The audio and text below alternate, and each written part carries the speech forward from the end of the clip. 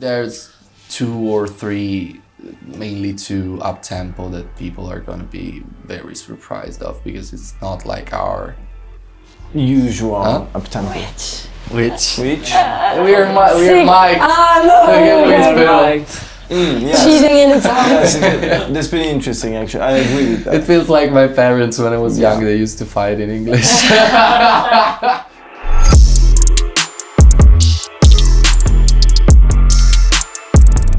Hi, I'm Andrew Trendle. You're watching NME, and we're in conversation today in London with Maneskin. Hello. Hi. How the hell are you guys doing? All good. All good, thank you. All good. Quite tired, but good. I was going to say, you guys look, well, you always look amazing, but it's like 5 a.m. in the morning. It's so... Too early. Too early, man. Yeah, I know. Yeah. We're sleeping. Did you guys go out last night? Yeah. No. A bit. Who's the best behaved? Who's the worst behaved? Hey, Best? best is Damiano. Damiano. Yeah. Worse probably me. As you can tell. Tell you boys, yeah. So the last time we spoke was before your glorious homecoming show in Verona. Yeah. I mean, how's life been since then? Touring, traveling, mainly festivals. We just finished the festival season. We played, I don't know how many. So many. Yeah. Luckily. So we just played. Yeah. We did a lot of great festivals, because Verona was one of the latest concerts in Italy, and then we moved out from the country and we did Rock in Rio, we did Rock in Ring, we did Lollapalooza, a lot of different festivals. So Yeah, we went in Japan. yeah, also in Tokyo, correct. Are you guys experiencing much like Beatlemania? Do you have to like wear disguises and hide in doorways? Stuff like Some that. places. Yeah. Stuff like that. Amazing. How would you describe your relationship with your fans? Do they have a name yet, like Swifties or? No, we don't have a name. We always try to think of one, but they all sound cringe. So. No, I think that it's cringe if we If you give a name. give a name, right? They name themselves like most of the time. Yeah, exactly. Like no fans in general. They Gaga pick- fans, Taylor Swift fans, they name Swifties, themselves. Monsters. Yeah. What would your guys be Monsters called? I is. can't think of them. Yeah. Write them in the comments. Good Yeah, ideas. yeah. Yeah, tell us how you want to be called. Moonlighters. Oh! Don't suggest that. Why do you My suggest bad, sorry. this? I didn't say anything. Cut it. Cut it. But you guys must be London regulars by now. I mean, how does it? What does a standard evening or a standard day in London look like for Maneskin?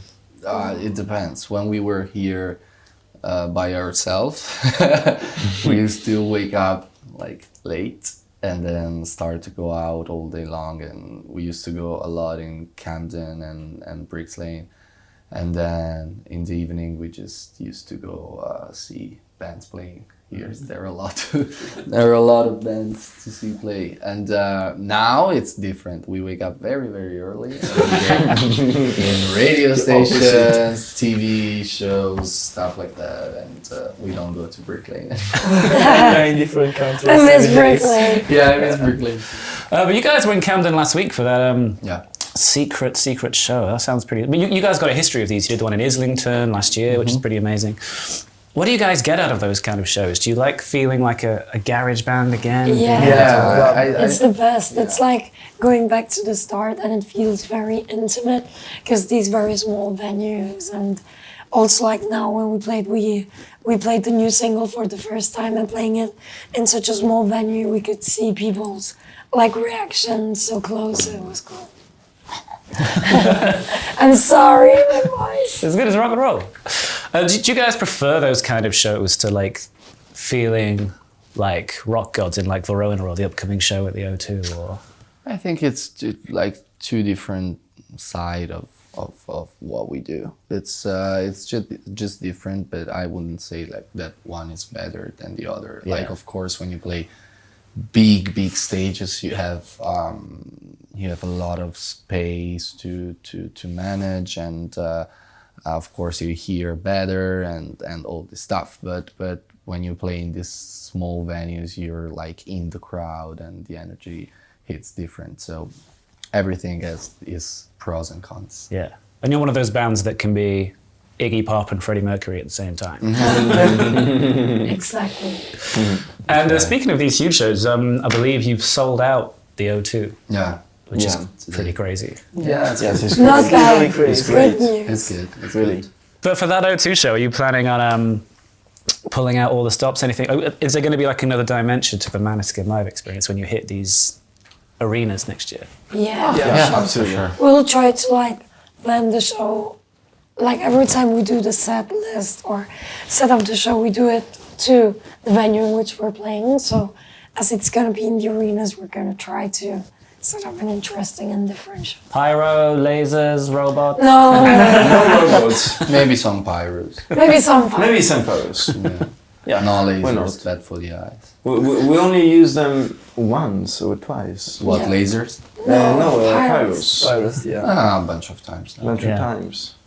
I want one of those Rammstein cannons. You see? Yeah, that's my dream. And also Metallica lights. And is it like your reputation precedes you? I mean, I think a lot of people are clamoring to see Maneskin because they know they're going to get a show. Which is like when you guys got when you guys got censored at the VMAs. How does that make you feel? Does that give you a kick, or do you kind of feel that like maybe mainstream rock and roll is just a bit too sanitized and censored? Yeah. itself? Yeah, I think like it shows that there are still many prejudices towards rock bands and towards women, and I don't know. There's a lot to work on, and we try to do our part, and we're happy that we've been censored. Yeah, Like not happy, but it's sad, but it's good that people then talk about it Yeah. and think about it, because it's very stupid that there has to be all this, I don't know, Censorship. control and censorship over people's bodies. Just play. Yeah. Yeah, exactly. And well, in that sense, I mean, do you have a sense of what people might come to expect from Maneskin? I think it's pretty easy to understand what people expect from you. What is not easy is not to do that. Like, it's very easy to stick on one thing and do it over and over and over just to please your audience, and like if this thing works, I'm gonna do it over and over for all my career. But that's not what we want to do, because we get bored very easily, even of our own songs. So Yeah. no, but I think that every album that you put out, it has to show a change and a development in your musical skills and musical approach, because otherwise you're just standing in one point and nothing is interesting anymore. Speaking of which, new single "The Loneliest" really shows that a new side of Maneskin. I mean, what can you tell us about kind of the inspiration behind that track and what you guys were trying to? It's It fun. was, oh, sorry. No, go for it. It was like, it's a different and new side for a new audience, but we've actually always been playing ballads and they're always been a big part of our music. So in this one we tried to experiment a bit more with like the sound, and we listened to a lot of Radiohead and where they work a lot with pedals, especially for the guitar. So Yeah, that's right. And I think that it's cool because it's another taste of our kind of ballad, you know what I mean? So yeah, and we take inspiration also from different background, because I mean each one of us we have different kind of taste, and yeah, so we mix the all taste together basically to find that ballad. Well, it's because obviously that's been on that side of you has been shown on the albums, but to the wider world who have just kind of had a taste of the singles, Yeah. especially since Eurovision, the singles have very much just been hey, we're fucking Maneskin. So now you're going to kind of explore, kind of show the rest of the world your. exactly. Yeah, that's right. Yeah. Because I think people got the aesthetic. Now we gotta show the inside. yeah, Makes sense. makes sense. In English. Yeah. For a start, is this a standalone single or is this going to be on the record It's coming gonna out? be on the record. Yeah, for sure. How, It's coming. It's coming. We're The working on it. winter is Working coming. on it. It is coming. so is this kind of a signifier of kind of a more experimental flourishes of the record? Yeah. We're like, what we tried to do and what we didn't want to do, it was to do the latest album again, and it was, of course, it was hard at the beginning because we had to change like the way we approach at the music writing. But in the end, like now we're just having the mixes sent from our, so like we're listening to the audio to it for the first time actually, and I think that you can hear that there's a lot of variety, and each one of us has kind of stepped out of his comfort zone and tried to do new things, or at least to change and develop what he was doing before. And I'm very, very happy with what we did, because it's an album that shows a lot of variety and music skills. So it's good. In terms of that variety, is there anything you can tell us about some of the more surprising edges you might explore? There's 2 or 3, mainly 2 up-tempo that people are going to be very surprised of, because it's not like our Usual up-tempo. which Which? we're Mike. Spell it. Lei ha detto Okay. non voglio dormire.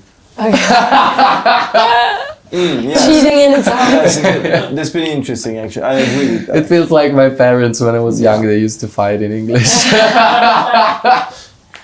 Yeah, I always, but you guys can just argue amongst yourselves if you like. Now we're done.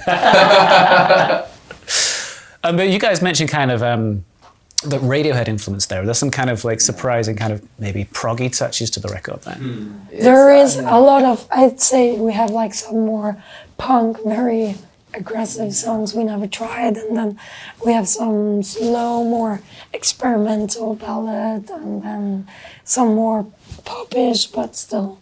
I think that like It's the inspiration that we got from Radiohead allowed us to like be very focused on creating a very specific word for each song with the sounds and like all the stuff that you put in a song, and I think that it was something that they do very, very well. So we tried to copy and paste. But we tried to keep that to create this amazing atmospheres, and they really give you an image of what you're listening to. So it gave us a lot of inspiration. Amazing. And Gasoline. Banger. We've talked about that before. It is a banger. Check it out if you haven't already. But that's a song that's kind of becoming more and more prescient as the days go by, and fans love it as well. It's become a live favorite as well. I was just wondering if there were any. Were you intending to put that on the record or give it a proper release, or is that kind of existing in its own world? Stop spoiling it. Let's keep some mystery. I don't remember what we decided. So I can answer. Let's not answer. Cue Italian. I can't. You'll see. I can't. I just can't. We can say that. There's still no answer about that. Yeah. Working on it. Oh, okay. Working on it. And the last question about the new record. I mean, can you tell us if kind of to what extent kind of world events and politics have been shaping the new material, or is it a bit more personal? It's hard to say because it's very personal, like related to the other albums that we did. It's very, very personal. But on the other side, I wouldn't say it's political, because like Gasoline is the only like openly political song, but there's a lot of society talking, so it could be politics in a certain way. There's a lot of shit going on. Yeah. A proper arena tour kicks off in February. Do you think we'll have it by then, or are you gonna? Stop it! You're trying. I tried so hard. Sorry, guys. I did my best. I was getting hooked. Amazing. And Eurovision 2023 has been announced for Liverpool. Yeah. You guys planning on showing up again, or are you If we're free, I'm getting Don't know. Why not? Correct. Yeah. Amazing. You been to Liverpool before? No. Never. That's a good city. Very cheap night out. Yeah. Yeah, you get like an Aperol Spritz for like £2. I like that. Wow.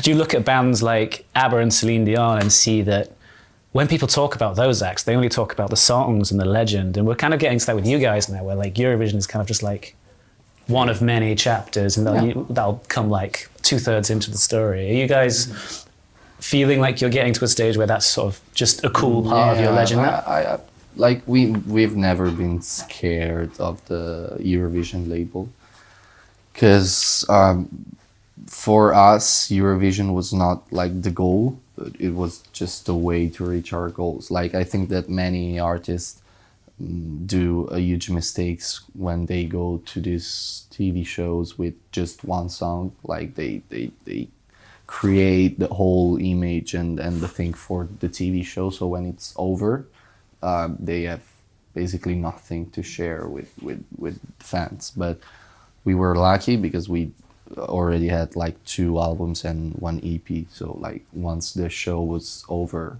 people could listen to something and could see like our path, and we already had like 5 years of career and tours and gigs and shit. So I think that was the sliding door for us. And yeah, we have never been afraid of being the Eurovision artist for forever. Like we knew that it was going to change. So it's, of course we are happy, but at the same time we will always remember Eurovision as like one of the main steps for career. Yeah. Well, on the other side of the fence, it could be because obviously I remember watching the Eurovision you guys were in, and it was like shit. It was like a breath of fresh air. How do you feel if someone were to say, "Oh, Maneskin made Eurovision cool"? Not complaining about that for sure. Yeah, I'll take credit. We'll be happy. It's cool because it's good, because I feel like these music competitions are always seen in a cheesy and bad way, but it would be nice if they were used more to discover new artists, because there are a lot of upcoming artists that deserves more attention. Yeah. Amen. And a lot of fans were sad that you guys couldn't make it to Reading last year. Do you know if you have plans to make a return in summer 2023? Fingers crossed. Yeah. We hope so. Yeah. Amazing. Are there any other like cool pinch me moments on the horizon that you've like that just slid under your door and like, holy shit, we're doing that? Many. From all the times. festivals to, like now that we were in Latin America, we played Rock in Rio, which is like one of the most iconic. We met Guns N' Roses, Red Hot Chili Peppers, so many crazy things. Yeah. So. Well, I was going to say, because last time we spoke, you told us about the amazing morning you had having breakfast with Chris Martin. Can you fill us in on any other crazy moments with legends since then? Yeah, I would say Red Hot and I was here with Slash Slash was for me, crazy. absolutely. And also Madonna. Thomas went at Madonna's Oh, house. right. Thomas Mayhem. Madonna. Yeah, it was very cool in New York. Wow, what do you do at Madonna's house? Secrets. Yeah, it's, I'm don't trying. spoil, please. Yeah, no, I was just Hanging out. hanging out. Yeah, Hanging exactly. out. Yeah. But yeah, I don't know. For me, one really special moment was when we played in Rock am Ring, because when we had the chance to play, because the crowd and the audience in that festival was really into the rock music, and the appreciation of that crowd for me was like, oh my god, sick. Especially for an upcoming band that us, you know what I mean. Are you hanging out? Are you asking for advice, or is it just like we're not worthy? It depends. No, you try to keep it cool, and you don't want to. Yeah, but like when we were in New York, and then James Hetfield just came into our room, and I was like, hi, and he was like, hi, how are you doing? I was like, I was like shaking. I couldn't keep it cool. So sometimes. Yeah, sometimes it happens. Yeah. On a red carpet interview, I think you mentioned the idea of maybe wanting to work with Blackpink. Have they been in touch? Have they been on the phone? I know. No, they don't use social media. It's hard, but they're too big now. Have any other like crazy collaboration offers come to you since you've become so Crazy massive? Yeah, but it's still secret. You're trying to take advantage of us because we're tired and we might say things we can't, but... Okay, we'll do the next interview at 4 a.m. and then we'll deprive them of coffee, we'll get everything you need. Exactly. What are you guys doing with the rest of the day? What does the rest of your London day have? Interviews. And then a flight. Amazing. Maybe a flight, yeah. And then we'll see you again at the O2 in May? Yeah. May 8th. Yeah. 8th of May. Mate. Be there, mate. Mate. Maneskin 02 is going to change your life. And again, Maneskin, thank you so much for your Thank time. you so much. Cheers, Thank you. guys.